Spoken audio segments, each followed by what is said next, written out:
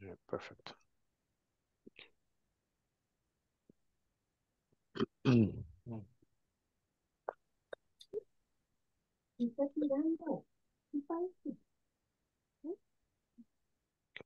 All right. So, I wanted to just kind of kick it off here, I guess, and thank you guys for joining this evening.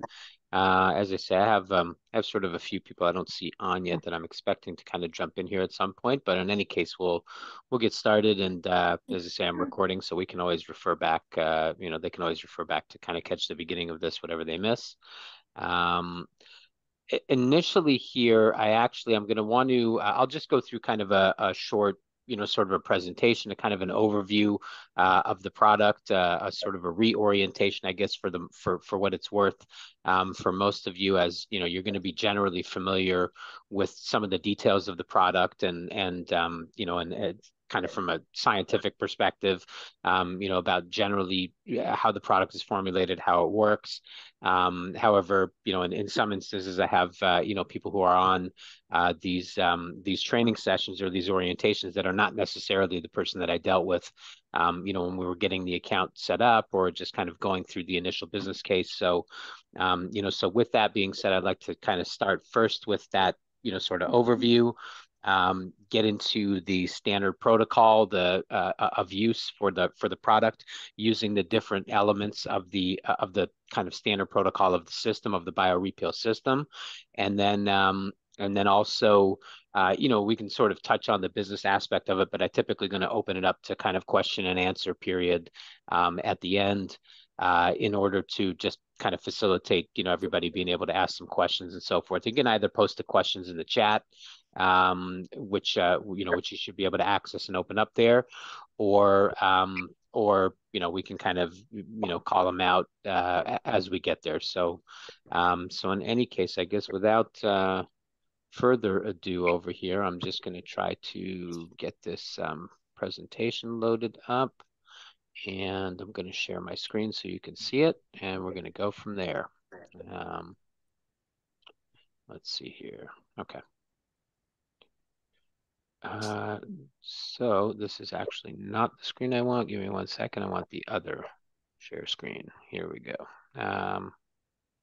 This is the one that I want, I believe. There we go. Okay, so that should be a little easier to see. The BioReapeel CL3, this is the product that that you guys have all, kind of come to us to find out there in internet land. It's, sort of all the rage, and everybody has been talking about this product. It's a 35% TCA, no peeling, no pain, no downtime. And, it sort of really checks the boxes in terms of of being a product that's versatile, that delivers results, but doesn't come with all of the sort of downside that's typically associated with TCA peels. I have a conversation just with somebody today that sent me an email talking about, oh yeah, peel season is just starting, and so I want to try to reintroduce this peel. And I said to her, I was like, just so you know, that's the last time you're ever going to say those two words, peel season, because it doesn't exist anymore with this product. You can offer it all year round. It's not photosensitive.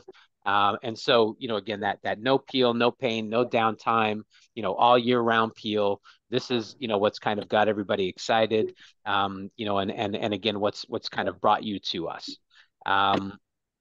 Again, just the punch points on the product: 35% TCA, suitable for all Fitzpatricks, which is also great because a lot of other TCA products, can't be used with the higher Fitzpatricks without some kind of real adverse results.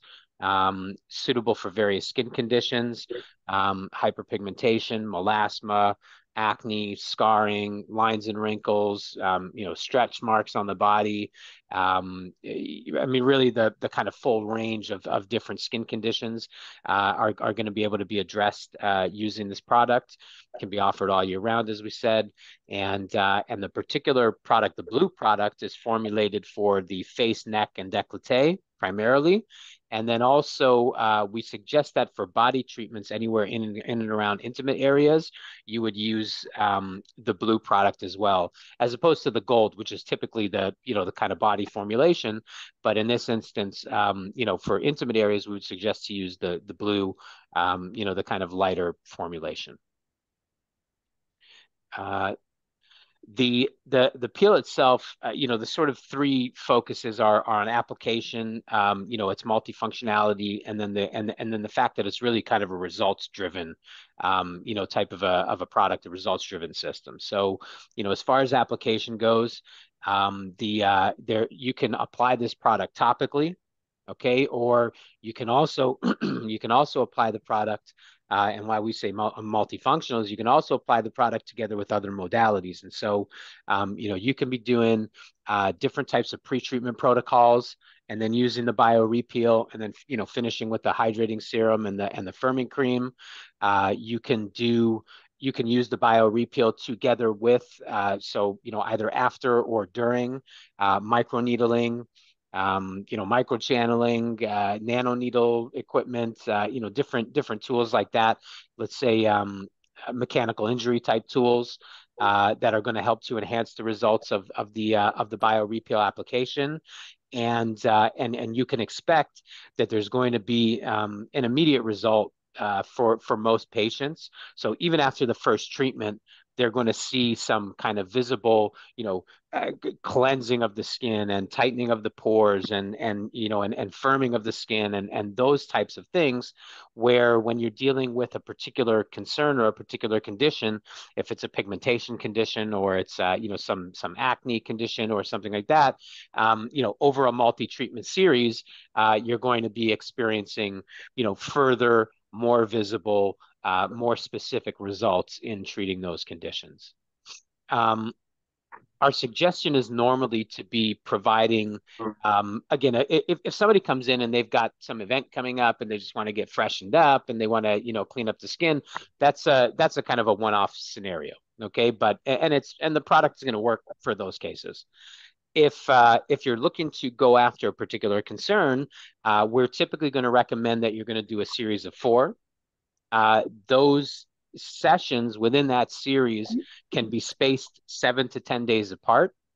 And so the idea is that you can complete this 4 session series over like a 40 calendar day period. So it's really kind of a condensed, it's kind of a condensed window that you're going to be working in, where you're able to deliver results quickly to the patient.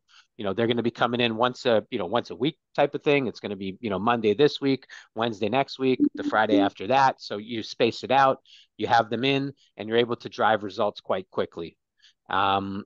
7 days is the suggested time when you're doing like a standalone kind of a topical application, which is pretty well what we're going to go through tonight as far as a standard application training. And then, we say typically, like, let's say it's between 10 and 14 days, really, depending on what advanced protocol you might be using. So if your advanced protocol is kind of, spot treating with some gold or mixing gold in with the blue and upping the TCA content a little bit to get a kind of a stronger effect, there we might say 10 days. If your advanced protocol is you're doing that together with microneedling, you're probably going to want to be more like 2 weeks between treatments as opposed to 7 or 10 days. The other product in the kind of the BioRepeal family, as it were, is the gold product, which is the 50% TCA formulation. Other than the percentage of TCA, the reality is that both formulations are pretty well precisely the same. So all of the other ingredients, the squalane and the amino acids and the vitamin B and and arginine and all of these different ingredients in the product are really going to be the same. You're just going to be looking at a situation where you have that higher TCA content, and so for use on the body, acne on the back, on the elbows, on the knees, for darkness underneath the underarms, things like this, that the gold product is really going to be the kind of go-to for those body treatments. And then similarly, it can be used all year round, suitable for all Fitzpatrick's, suitable for various skin conditions, etc.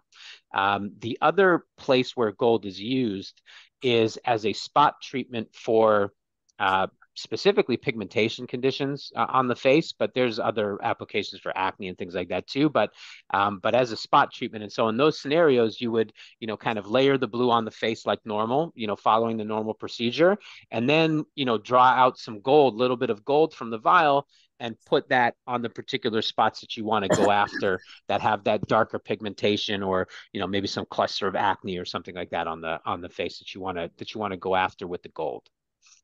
So as a spot treatment in that protocol, it's really very effective in giving like a deeper penetration and really getting after some particular conditions. Similarly, your application is going to be, standard application is going to be a series of 4. It's going to be, in this case, with the body product, we're suggesting typically 10 to 12 days apart, so a little bit of a bigger gap in between treatments.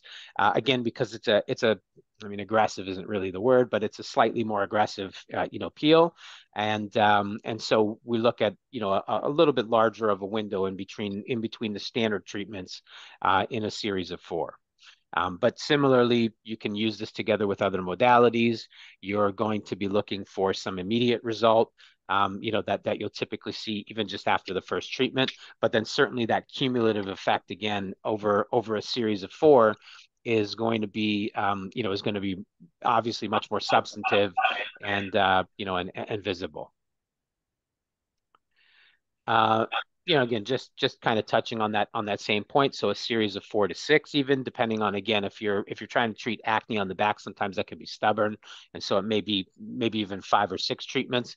But then the idea is that after any of these series, I'll be it a 4 series on the face or a 5 treatment series on the back or whatever, or on the body, you would want to stop, take like a 4 or 5 week break, and then sort of assess where the patient is at and where the skin is at and where the condition is at, because again, there is going to be some kind of lag. In the bakery world, they call it after bake. When they take the bread out of the oven, there's you leave it on the counter and it's still kind of baking for a few minutes. And so it's a similar thing happening here, that after you've performed those treatments kind of one after another for a period of time, now when you stop, the wheels are still going to be turning for a little bit there, and there's going to still be cellular turnover and chemical action happening in the body as a result of the concurrence of those treatments in that series. And so you want to give a little break and then come back and get an assessment of what's really going on, as far as the as far as the results of the treatment. So, the bio repeal, just to kind of touch on a little bit the technology, right? Because really what differentiates this product from other products, I mean, the manifestation of it is the results, okay? But where that's derived from is from the science and the technology that's been employed to create this product and formulate this product and make it what it is. And so that biphasic technology, that amalgamation of different types of ingredients that address the skin in different ways is really what causes this product to be different than other products in the market. There's 2 what they call phases here, and I think phases is probably a sort of a loose translation from Italian, but there's 2 phases here. There's the lipophilic phase and there's the hydrophilic phase. And so we'll talk about lipophilic phase first. When you get the product and you open up the box here, I mean, there's clearly, and I don't know how well you can see that here, but there's clearly like the dark blue on top and the yellow on the bottom. Okay, and the dark blue on top and the yellow on the bottom is a visualization of the physical separation of the different ingredients and their molecular weights and so forth. And so the same way that oil separates from water, these kind of lipophilic ingredients, they're going to sit on the top of the hydrophilic ingredients, just naturally. And so but what's happening there is actually something that's quite interesting, because it contributes to the shelf life and the preservation of this product, both unopened as well as after you've opened it. Those lipophilic ingredients, they're essentially going to be the ingredients that are primarily sort of moisturizing and hydrating in nature. And so again, your squalane and your things like this, those types of ingredients that are part of the formulation that provide hydration, moisturization, and nutrients to the skin, while the chemicals are acting underneath in the subdermal layers. Those ingredients end up sitting on the top here and protecting the hydrophilic ingredients from oxidization while in storage. And so, after you've opened this vial up and you've, pierced the membrane, you've taken some product out, this vial, the product in this vial is still going to be good for between 6 and 8 weeks even at full potency, because the hydrophilic ingredients, because the active ingredients are protected from rapid oxidization that might otherwise occur from the package, from the membrane being pierced and the package being open. And so, but those ingredients act, provide this filming action. They prevent the transepidermic water evaporation, or this, and the oxidization in the product, and then also are going to consist of those kind of moisturizing and hydrating ingredients. On the hydrophilic side, you're going to have your TCA. You're going to have and really the TCA, and then your active chemical ingredients here that are going to work to actually stimulate the cellular turnover, produce stimulate collagen elastin production, and so forth. Also here is your isopropyl myristate, which is really one of the key ingredients that causes this product to behave differently than other products. So normally with TCA type of peels, you apply it on the skin, and a lot of them are like, you must massage the product at 4 pounds of pressure, et cetera, et cetera. And part of the reason why you're doing that is because you're trying to drive the TCA through the upper layers of the skin to get down a little bit deeper before it really starts to activate and go to work. But what ultimately ends up happening is that product sits close to the top layers of the skin, and the acid begins to burn off sheets of skin. And so you get that effect of this kind of sheet peeling as the layers of skin are being burnt off by this by the acids, and they're making their way down to the lower layers of the skin. In this instance, the isopropyl myristate acts to accelerate the absorption of the TCA very rapidly down to the lower layers, like down into the dermal layers. And so, when your chemical activity starts to really kick in and take place, it's already been absorbed to some, away from the upper layers of the skin and down further into the subdermal layers in order to activate and go to work really where they're supposed to be going to work, where closer to the source of pigmentation and maybe bacteria or whatever might be causing the particular the particular skin condition. And so that isopropyl myristate delivery agent is really kind of the secret sauce in a way for causing this product to behave really in a different manner than other TCAs. And so instead of having that peeling and that downtime, you have your chemical activity taking place below the surface layers of the skin, and then these other hydrating, moisturizing, nutrient-rich ingredients kind of fill in the gaps, on the layers of skin up to the upper layers of skin to prevent that peeling and the heavy flaking and things like this that you might otherwise experience with with TCA products. Now, as far as contraindications, because contraindications is always a big question, people want to know sort of what you can and can't use when somebody's looking at the BioRepeal. Really, the big call outs to me are retinol, retinoids, okay, or like other sort of actives, and Accutane. Okay, I mean the rest of this stuff, open wounds, but active bacterial infections, having skin cancer and things like that, pregnant or breastfeeding. These are like kind of normal things, that you're gonna be looking for, and not introducing chemical treatments to people who have these type of situations as a general matter. The retinol, retinoid, and the Accutane piece though are important, and particularly with people with acne conditions that are going to come to you that they want to try to treat the acne. If they've been using Accutane, you're going to want them to have been off that for a long period of time. I mean, they're calling out 6 to 8 months here. 4 is sort of like the minimum that people have kind of gotten away with. But it's really important as a general matter to try to ensure that they're not using Accutane anywhere near the time that they would be doing a biorepeal.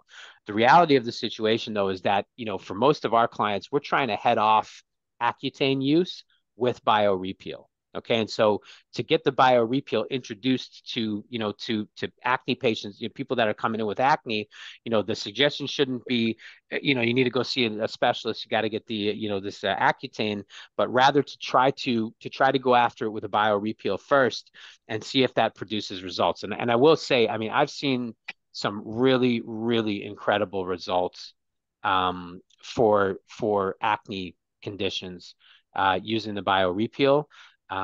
Actually, you know what? If I stop sharing here for a second, I have a picture that I've probably sent to some of you, but I mean, this blew me away. We have a client that started a regimen on herself for acne on um, on June 29th. Okay, so we're talking like whatever, 45 days ago type of thing. So June 29th, she started using the biorepeal, and this was where she was at. And on July 17th, so 3 treatments later, basically like kind of 7 days between treatments or 8 days between treatments, this was where her skin was at. And to me, seeing this is life-changing business for people. This is not like small stuff to be able to move from that kind of, widespread, present, visible, live acne condition to come to this point in just a few weeks in the first series is something remarkable in my opinion. And let her finish her 4 treatment series, let her take a few weeks off, let her go through a second round. I mean, it's like Accutane like wouldn't even be a thought for somebody who comes in with this and 3 weeks later is looking at themselves in the mirror and their face is looking like this. Like, it's not even going to be a question about should they be looking at Accutane. They'll feel that they've found the solution.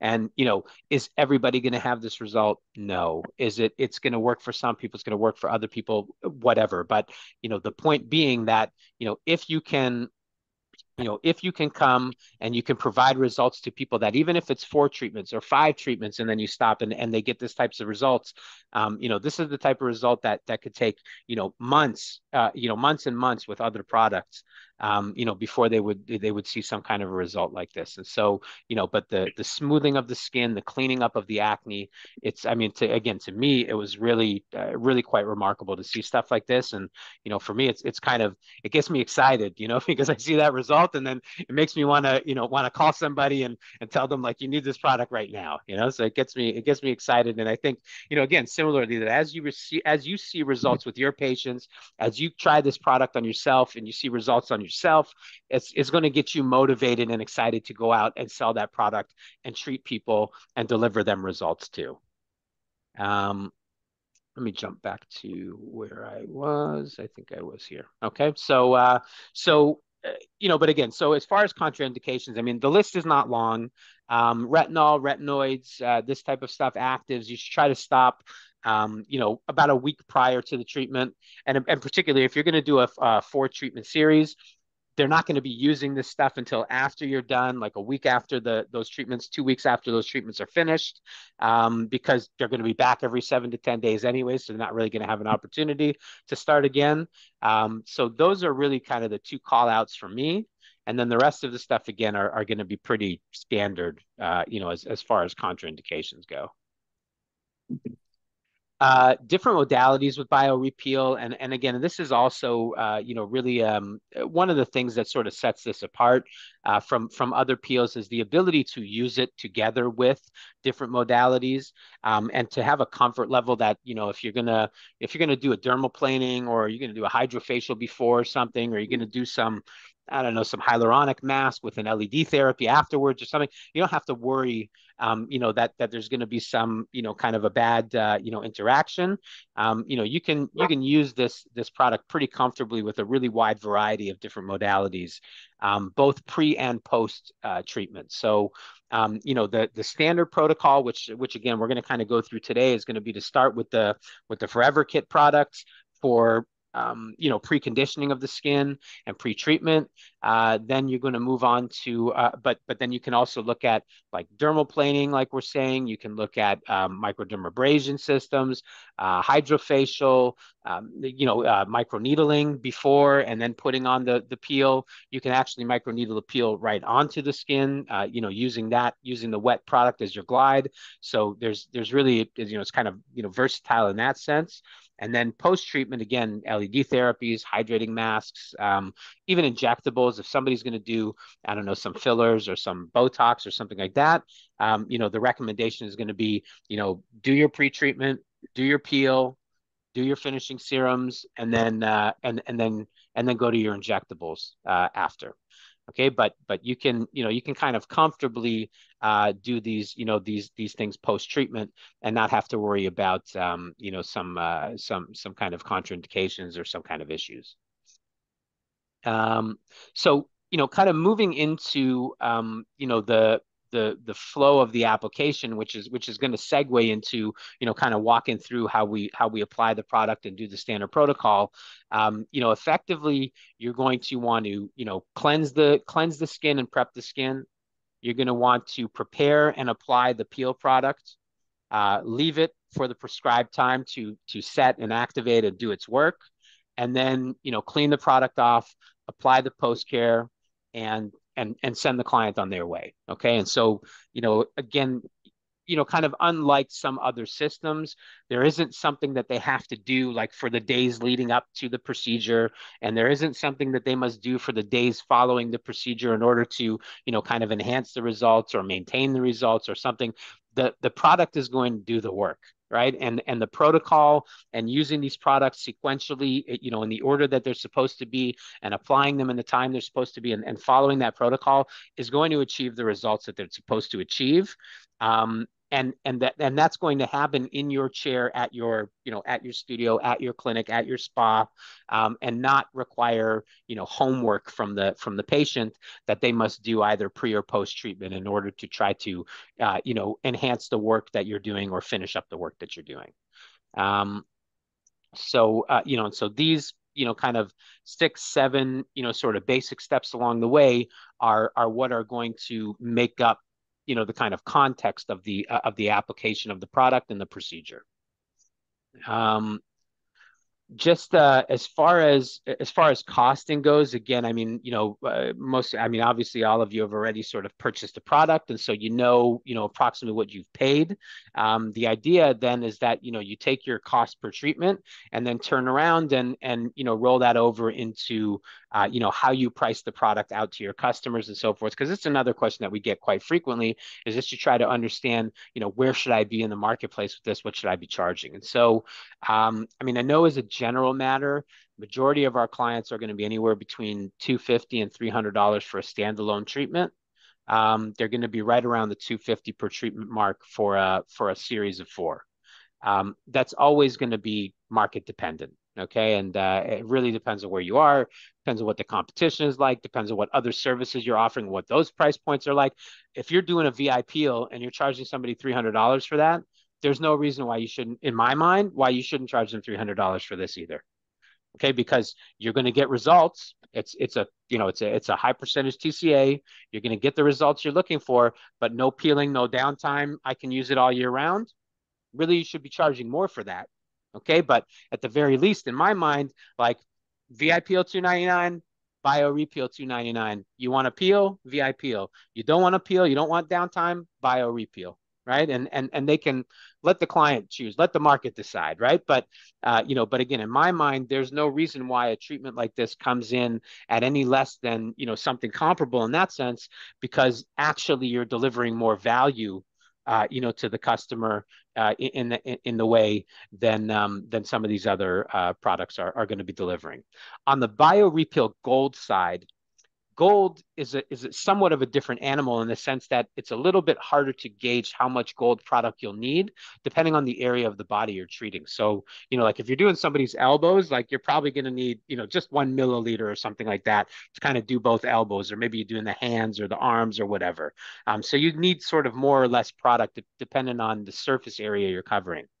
As a kind of a general rule of thumb, this was told to me by the guys that invented this product. We were in a trade show one time, and they explained to me that if you want to have like sort of estimate how much bio repeal product you need for a particular surface area, if you kind of like hold your hand out in front of your face with your fingers sort of spread open like this, that surface area is about 1 milliliter of product. Okay. And so, like, if I put my hand on my face, that's about the size of my face, right? So, roughly 1 milliliter, maybe one and change to do my face. If I was going to do my face and my neck and the décolleté, I'm going to be more like two altogether. And so, if you're going to be treating, acne on somebody's back as an example, you know, how many hands wide is that area you're trying to cover, right? And that'll give you at least a ballpark of like, okay, it's going to be 2-3 milliliters to do that area of your back. And so, the price is $100 a milliliter times two times three. It's a $200 treatment. It's a $300 treatment. Your cost per milliliter is $15.25. Doesn't matter how many milliliters you use on the person. Your cost based on the price you pay for this vial is What? 15 and a quarter.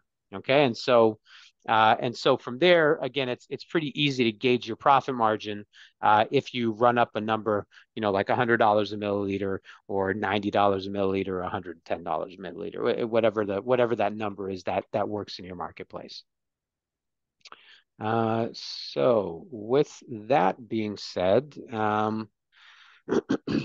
okay, so you know, uh, kind of again moving into the application of the product. So again, I think that probably pretty well everybody that's on the phone tonight or on the line here, purchased a kit from us that included the pre-treatment products. Okay, so the Forever Kit.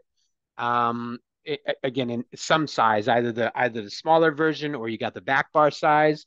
We purchased the Rehydra and the Relift. Okay, again, either in the back bar size or maybe you got like the kind of retail size, and then a box of the blue, peel. Okay. Your standard protocol is going to start with the microdermabrasion gel and the carbon mask, and you're going to do this kind of two-step skin preparation for the patient. And the idea here is that they're going to come in. They haven't done anything necessarily to prepare their skin. You don't want them to. You want them to know that when they come to you, they're going to get the treatment. You're going to do it.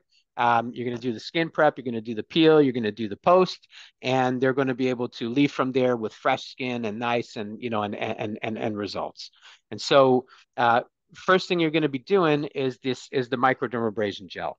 Okay, this gel has inside of it it's kind of very small silica beads like that are going to feel when you put it on and you start applying it to the skin, you're going to feel that little bit roughness underneath your fingers, and that's going to do this kind of light exfoliation of the skin, and also in here you're going to have some of the ingredients that are going to start to kind of counteract and clean out the pores a little bit, start some of the degreasing process and clean up the face. But in terms of how you're applying it, maybe I can try to do this so we can see a little better. But in terms of how you're applying it, you're gonna. I mean, for me, when I do it, I just kind of like squeeze a little bit out onto the area, and then you start to work it into that area.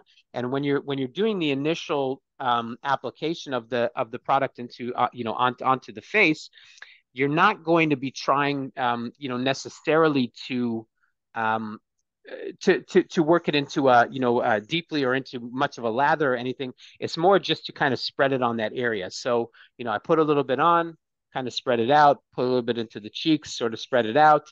The same thing on the other side, and just get it applied to the face. Um, then sort of immediately following that initial application, you're going to go to, you're going to go to get this activator spray.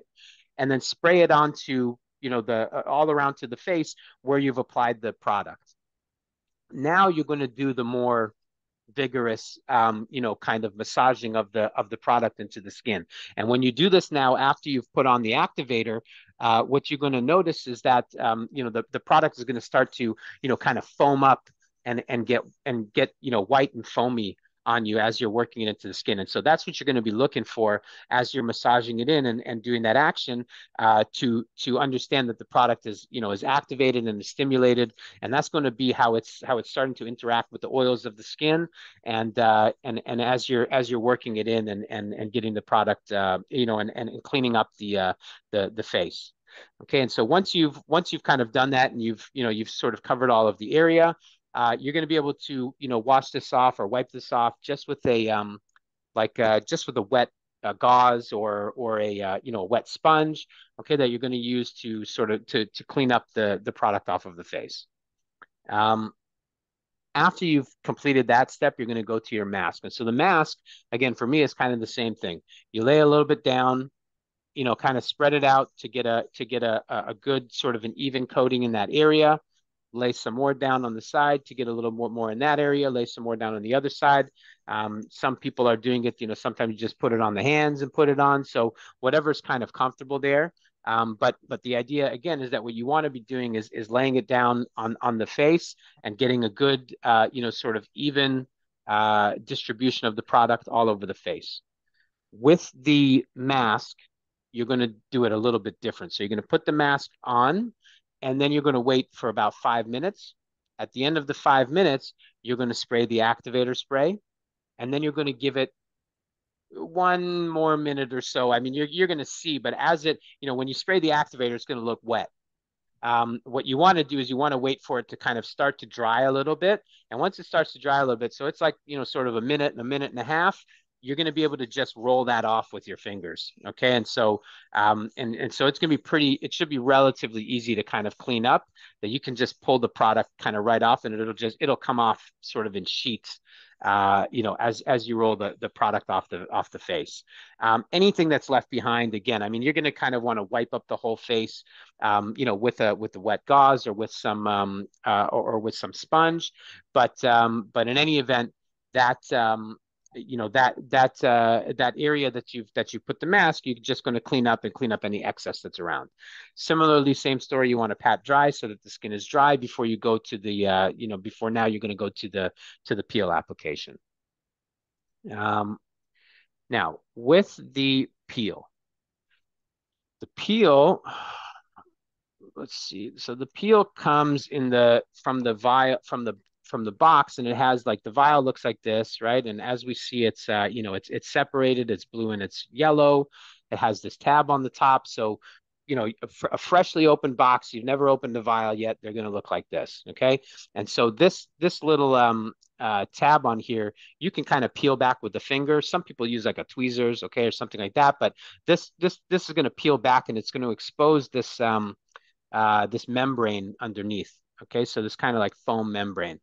And as you can see, I mean, I've opened this already, right, and taken product out of here, but it's not going to spill on you or anything like that. So the membrane will hold the product inside, but at the same time will allow you repeated access into the bottle, without it being spillable or leaking, or getting too much air in the bottle and oxidizing on you.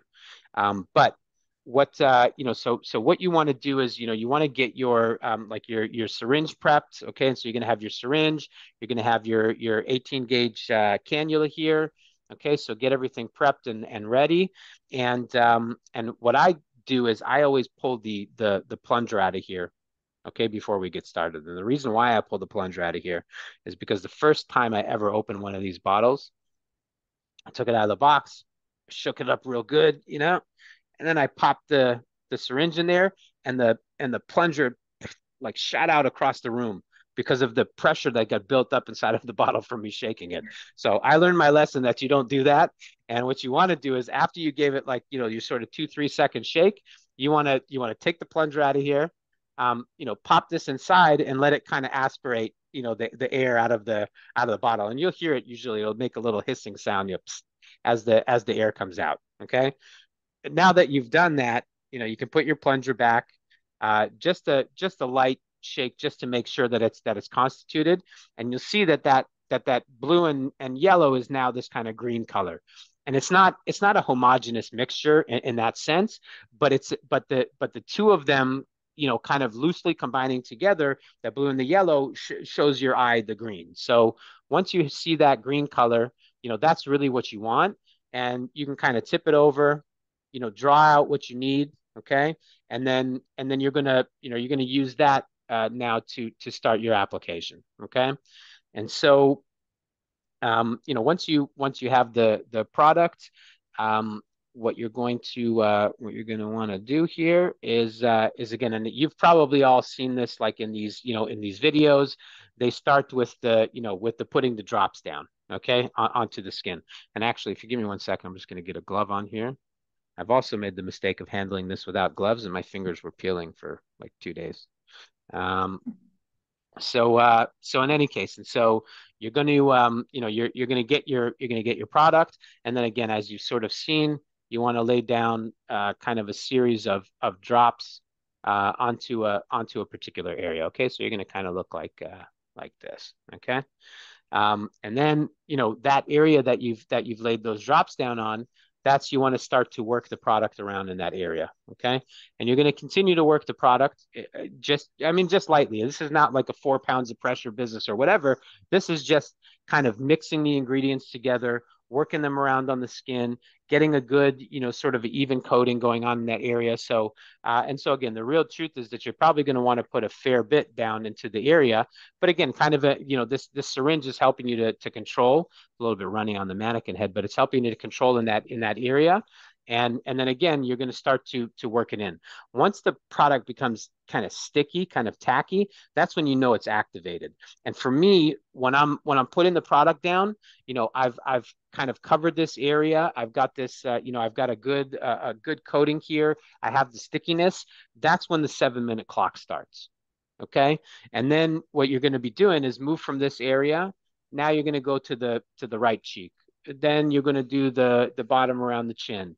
Then you're going to go to the left side and do the left side.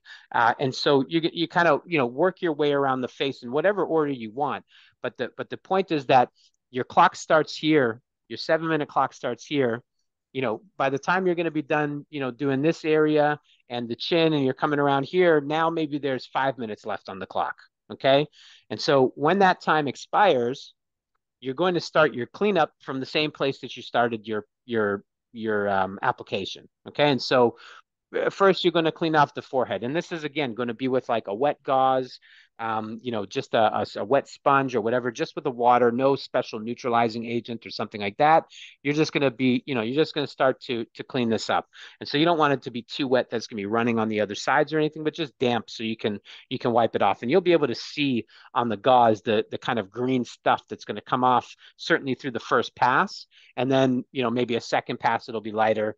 Okay, so you clean off that area, and then move on to the next area, clean off that area, and just sort of follow the pattern in the way that you put it on. And so then ultimately, all of the areas of the face are going to be getting that same amount of exposure time. So, you started here, you got your full 7 minutes. By the time you finish up, this side got, or this side or whatever, got its 7 minutes also. So all the area that you're treating gets the same amount of time.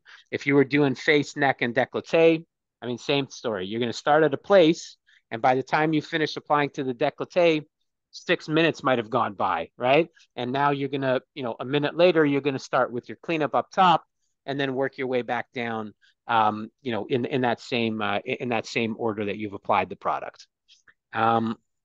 Once you finish, you've finished cleaning everything off, cleaning all the bio repeal off with the wet gauze. You're going to similarly want to pat dry the face, make sure that the skin is pretty dry.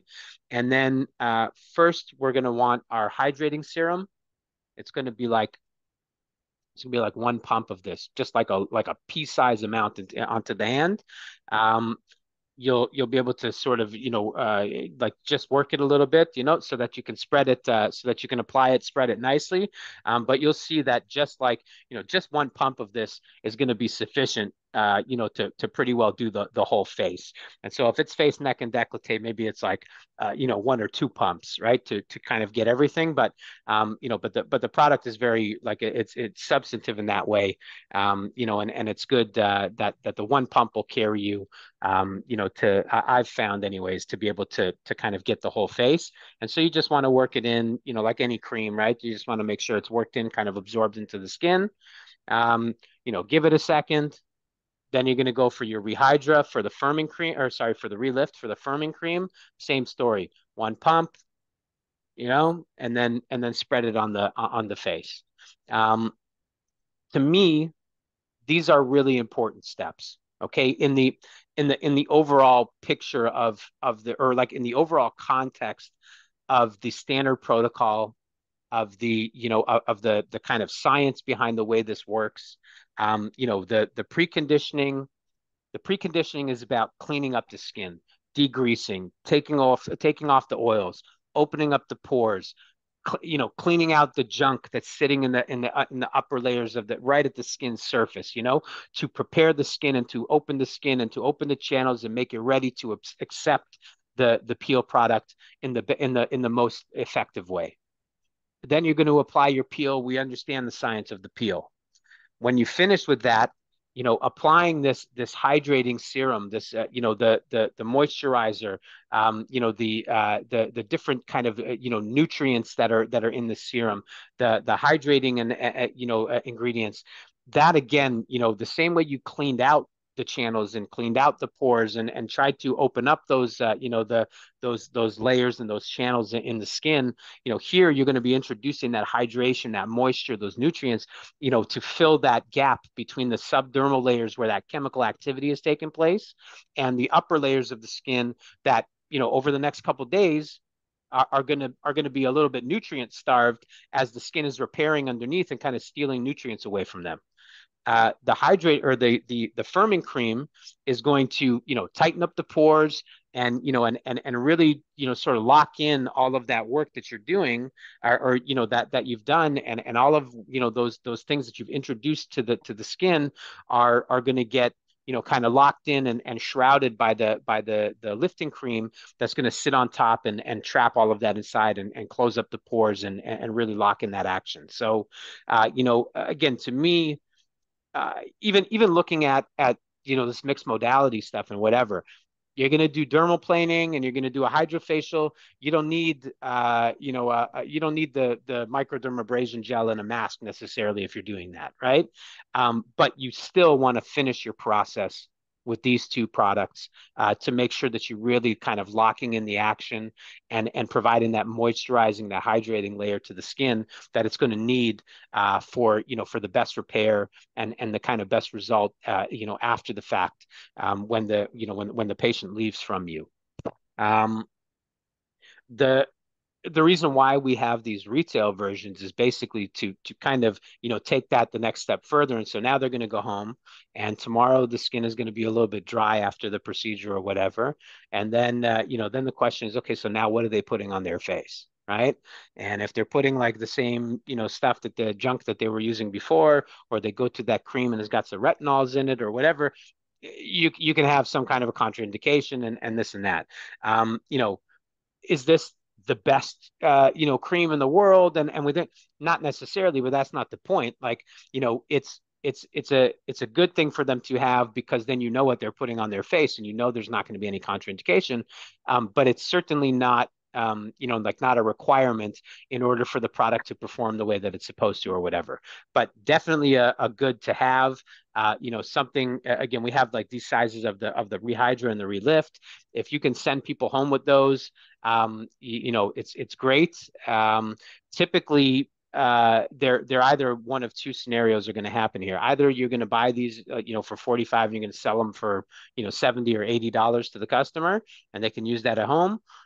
Or in other instances, like when my clients are doing, like treatment series, if they're doing like, a 4 package or something like that, they're charging $1,000 for that package. They're going to give the client, a Rehydra and a Relift, as a kind of a gift with purchase to take home, and use. And again, you're doing them a favor. It's nice. They're getting a gift with their package, whatever. You're also doing yourself a favor that you know what they're using when they get home. You know that there's not going to be contraindication, and that you're going to be getting a call like, hey, what's going on? Why is this happening? Like, you tell them just put some Rehydra, on the dryness. It's okay, and that's it. And you know that's what they're going to be using to hydrate the skin. Um, so as far as that goes, I mean, that's really, again, what you're looking at in terms of your steps, for this protocol is like we say, is going to be your Forever Kit products, your peel, and then your finishing serums. And 70% of people, 80% of people that walk in the door and want to have bio repeal because they've seen it online, or their girlfriend got this, or they heard about it, or they watched the Instagram or whatever, like, that's they've seen the same video you saw, right? Like, they've seen the same treatment protocol you saw.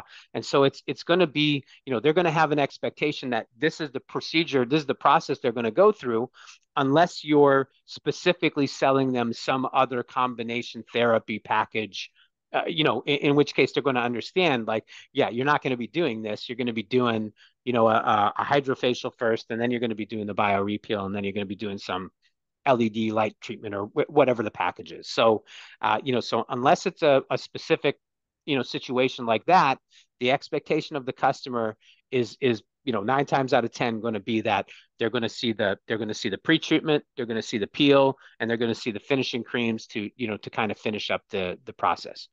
Um, just another note in terms of all of this stuff, like on the Forever Kit, like right on the back of the Forever Kit, there's instructions how to use it step by step. So, don't feel like you're going to get lost and, how long am I supposed to leave it on there for again? And what order do I put the spray and things like that? I mean, that's all written here. And you can kind of cheat and follow this. For the first few times, you're going to do it until you're comfortable, and then you're going to know what order it goes in and how long you're supposed to leave it and whatever. But you won't get lost along the way because the instructions are here. The peel, again, I mean, the application of it is just kind of muscle memory. So, the first time you start putting the product down, maybe it's going to feel a little weird.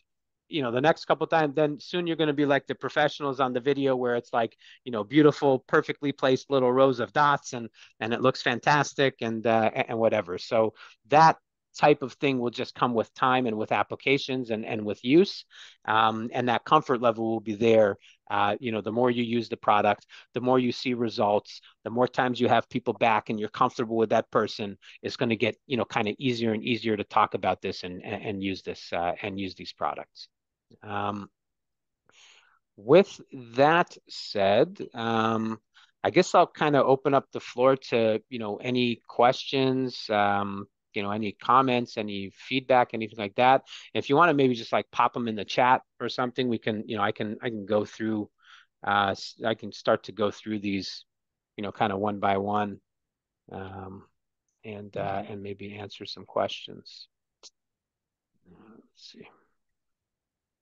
I got to open up my chat. You guys see the chat window down there? It should be down at the bottom Yes. somewhere here. Okay, perfect. Okay, but if you want to call your question out, you can feel free as well. So, Okay, I have a question. mhm. After applying the peel Yeah. and you massage the mask, and then if you were doing like micro needling or nano needling, like would you do it after it gets tacky or before? So you're gonna do it before, right? So, Okay. you wanna, yeah, you wanna lay the peel onto the skin, and then again, some people, they do the needling first and then we'll put the peel. Okay. Okay. But if you're going to do the peel, if you're going to put the product and needle it in, then what you're going to do is you're going to lay the product down. You're going to just start to work it, so that it combines. But while it's wet, then you're gonna go right away with the needling pen and use that as your sort of glide for your pen, Okay. to work on the peel. After that, in a lot of instances, you'll probably just want to put down like kind of a couple more drops, just rerun that area, finish massaging it till it gets that tackiness, and then move on to the next area. So, for the most part, that's typically going to be that procedure, is to put the product down, and then while it's wet, use it to glide your pen. Okay. Yeah. All right. Let's see. Anybody else has any questions or we're good? Okay, so here we go. After dermaplaning, do I still use an alcohol wipe prior to the peel application? Is there any do you still use an alcohol wipe prior to peel? No, not from what I've seen. The protocols I've seen with the dermaplaning, I mean, I guess if you're like using oil there, you would maybe want to clean up the skin a little bit, but not necessarily. You again, that depends on how you do the dermaplane. But like I say, if you're using an oil, you're going to want to try to clean that oil off. I mean, if there's another, I mean, I've seen a combo protocol that does dermaplaning followed by hydrofacial and then to the peel. In which case, you wouldn't need to be using an alcohol wipe in that case because you're going to kind of go to your, to the hydrofacial machine. There. I guess it really just sort of depends on exactly how you're doing that. But if you need to, there's certainly no issue to do it. What you wouldn't necessarily be doing after that is going to like the kit products because you're not going to need to. You're going to be able to just proceed right to the peel. I should say though that that some folks find that it's like the peel is obviously much more spicy after like a dermal planing or if you do extractions first, okay, or something like that. So the one really the call out for me there when you're doing that type of thing is to make sure to kind of let the patient know that this is going to be particularly if they've had like just a straight topical application of the bio repeal before, it's going to be much more spicy than that, and so they should know that before you go ahead so they don't get shocked. But again, the answer to that question is just sort of dependent on kind of what your next step is and how you've done the dermal plane precisely. Are there any important post-care instructions to send the client home with besides making sure they're not using products with retinoids, AHAs, BHAs?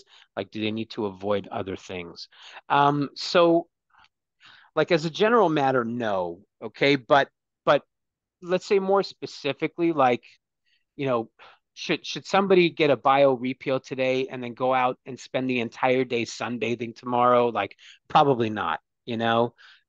Should they, should they leave from your office and go to do like a heavy, hardcore, hot yoga session? Probably not, right? So there are things like that, that you might suggest to people that they should avoid as far as that goes. Go right away from there to like, go swim in the chlorinated pool. Maybe not, right? Maybe give that a day or so before you do that. Because again, like the skin is going to be open, it's going to be active. There's chemical activity still going on, residual activity.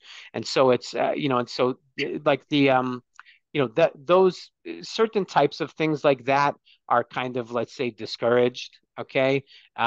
Just certainly through the first couple of days, right? To give the peel some time to set in and the skin some time to heal and whatever. But as a general matter, there's not like those things that you've pointed to, the retinoids, the AHAs, the BHAs, like restarting the retinoids or the actives. That's really the sort of big call out is wait the 5 to 7 days before you start doing those things again, and not because somebody's going to have a heart attack on you or it's going to be like a major complication or whatever, but because it's going to lead to peeling and flaking and things like this, which are some of the things that you're trying to avoid using this product, so that they don't have that kind of an after effect. And so and certainly not for any prolonged period of time. So just kind of staying away from those items is really the biggest thing.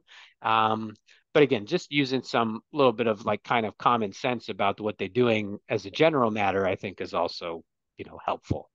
Um, can you apply the peel to the same area more than once? Do you mean in a sitting or um, like is that what you're asking, Cindy? And maybe I'll find you and unmute you real quick here just so you can answer. Um, let's see here. She Uh, said yes. yeah, okay. Yes, down here. So you you shouldn't. You should apply what you want to apply to the area and then move on to the next area. There is no, I'll say it like this. There is no cumulative benefit to putting peel onto the area, doing somewhere else, and then coming back and putting more. Okay, I think is really what the crux of that is. And so so if you feel like you want to, that you want to have a little bit more or a little bit thicker coverage in the area or whatever, do it when you put it on, right? And then move to the next area and move to the next area and work your way around the face. But putting it on and then coming back to it is not going to inure any specific benefit in this sense. So I mean, as much as I guess you could, you wouldn't necessarily, you don't necessarily want to. You want to apply what you want to apply, and then apply the similar volume to the other areas of the face as you move around. Um, just by glancing, Carla's saying, just by glancing at the ingredients, I saw shea butters in the Bio Relift. Is this going to be problematic for acne-prone skin if they take it home and use it every day? It, yes. So actually, that's one of the call outs is that for acne-prone skin, stick with the Rehydra for hydrating use after the peel. They don't need to use the relift because to your point, it can kind of clog up the pores and there can be some Correct. other some other activity there. So for the acne prone skin, recommendation is that if they see some for the days following the peel, if they're going to be using these products, they should be using the just pretty well the Rehydra. Okay. Okay. And the Rehydra is going to do the job of providing the hydration to the skin that you're looking for anyways, but without the concern of the shea and the pore filling and things like that from this product. Okay. Okay. But that's a good call out for sure. Um, if someone receives the peel in the morning, afternoon, should they wash their face before bed or keep it as is? You know what? People ask this question a lot. You're good to wash the face. There's no problem. I mean, you're putting the peel on, and when you finish putting the peel, you're washing the face, right? So from that perspective, there's definitely nothing wrong. Um, Not wash the face with some like face wash products and the things like this, but just with the water, right? And just really like kind of cleanse the skin and flush out the pores with the water, but not to use some face wash products, right? Or anything like that. So yeah, I mean definitely they can wash their face with the water, but you wouldn't want to be doing more than that. As far as as far as cleansing the skin, again, certainly like the night of, and even into the couple days after, just again to allow the skin that time to let the peel set in, and not be necessarily introducing other products into the skin that still kind of might still be sort of open and activated and whatever. So but definitely just washing with water should not be a problem at all. Because again, you're even when you're finishing your procedure, you're almost immediately washing the skin with water. Um, how much tingling, spicy feeling should clients expect while the peel is sitting? So, as a general matter, it's kind of like, I mean, there's a range, right? And it's different things for different people. I've physically been standing there when people get peels. I mean, I give my wife a peel probably once a month myself, but and like, you know, if I would ask her like on a 1 to 10, for her, she'll tell me it's a one. And I've seen people there and they're getting the peel and that 1 to 10, it's a two for them. Other people, I have a client that sent me a text message today that said that she did it on herself, and she's like the other day, and she's like, it was definitely tingling and spiciness. And so like maybe that's a four, right? So it's going to be kind of different things for different people, but there's an element of that has to do also with like the relative dryness of the skin, and like is there do they have damaged skin, and were they out in the sun yesterday, and the face was already kind of a little bit kind of excited from the sun or whatever. So there are factors that will influence how much of that happens. And I mean, even in the room, there could be environmental factors in the room that might contribute, one way or another to that. But as a general matter, no, right? Because there really should be a minimal amount of that, to the point that like if you think of like a VIPO session, anyone I've ever seen involves like fans, and right, and like you're like cooling the face and whatever. It's real hot, where this product, it's like I've never seen a fan in the room, when you involve with this product. So, and so it's a type of situation that there will be there will be a kind of a range of different experiences, but nobody should be sitting in the chair as a general matter, being like, oh my, ooh, this is a hot peel. Okay. You do extractions before, it's going to be a little more spicy. You do a micro needling and then you put the peel, it's going to be a little more spicy. But just a kind of a straight topical application, somebody who's had peels before, I mean, yeah, I've seen cases where they're asking like, is it on? You know what I mean? Like that kind of thing, because they're used to like, a burn and this, and they're wondering like, when is it going to start burning? And you're like, it's not going to start burning. So, it's a little strange for them to have that kind of experience as well. So, um, so in any case, I think, how much I would say a 1 to a 3 might be that range that most people are going to be in. And I really don't, you shouldn't have any expectation that somebody's going to be telling you like, oh, this is really something, because it's just not, the product just doesn't really behave that way. All right, let me see. I think that might be it as far as questions. Anybody else have any other questions we want to touch on before we go, or we're good? So using the Bio Relift, Mm-hmm. this day you're giving the peel, is it okay to do that just that day for acne prone skin or just avoid it altogether? No, so that like during that sitting, you do want to use the relift Okay. realistically. But just as like on the ongoing basis, again, the call out about, kind of not using it, with frequency after Okay. is a good one, because again, as part of the procedure, I mean, you're not putting on much of it anyways. It's a little bit, and it's just to kind of, coat the skin, give a light coating, and get that little bit of skin tightening action, right? But after that, again, the post care piece of this is really primarily going to be more about the hydration than it is about the lifting cream, anyways, right? And so that's why I say that the piece to kind of continue to do if they're going to be taking these products home or using something is just the hydration, the hydra, and really not Okay. the lift for those patients. Yeah. Okay. All right. So I think that may do it for this evening. Now, again, the other thing to keep in mind is, we've kind of run through things relatively quickly here. I hope that going through it and sort of seeing the products and talking through the order and talking a little bit about the science piece and whatever is good, and helps to again give kind of more context to what you're doing, and having the product in hand while we're having this conversation. I hope that that's helpful. But at the same time, anything that you need, any questions you have, any support you require, any considerations or some situation that arises or whatever, like, don't hesitate to reach out to me.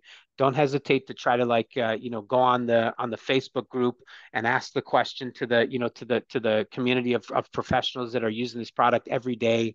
Because that support system, is there specifically to help you, to guide you, to kind of bring you through the initial phase of this until you get comfortable, and make sure that you have that comfort level, and that you know the answers to the questions, and you feel good about what you're doing, so that you can get the results, so you can, that your clients can have the results, that you can have the success that you sort of envisioned in your mind when you saw this product and said, I need to have that, I got to do that, my patients want that. Like, you have this, you envision a certain, a certain success that you're going to achieve with this product, and we want you to achieve that success. And so, that support system, and having these outlets available, is really is the I think really the most important part of what we do. I telling people all the time that my job doesn't start like selling you the product. My job starts after you bought the product, right? So, to field the questions, to be your quarterback in the company, to chase down issues, to get you answers, to get your orders processed, make sure you get your stuff. That's really what my work is. And so, so again, as much as I hope that this session has been helpful and has given you, some of the answers to your questions, and the kind of basic set of tools that you need to kind of get started and start working with this, it's not where it ends, and definitely don't hesitate to reach out to get, any other questions you have answered, or getting any of the support that you need. Okay, so with that said, I guess I'll, bid everybody a good night. And, again, just feel free to reach out if you need anything else. I'm here to support you. Okay. And Thank thank you you. very much. Have a good night. Good night.